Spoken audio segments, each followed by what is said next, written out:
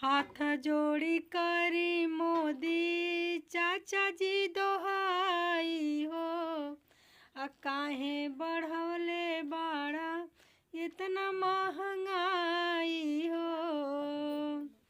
हम कैसे गया सावा भराई, इतना बढ़वला महंगाई। मोदी चाचा जी उपाया बताई, इतना बढ़वला महंगाई।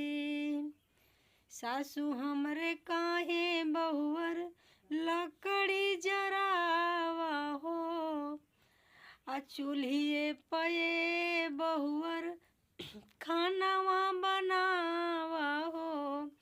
लागता सिलेंडर ना भराई, मोदी जी बढ़वले महंगाई। लागल देलही में बाड़े लंबी लाइन, मोदी जी बढ़वले महंगाई।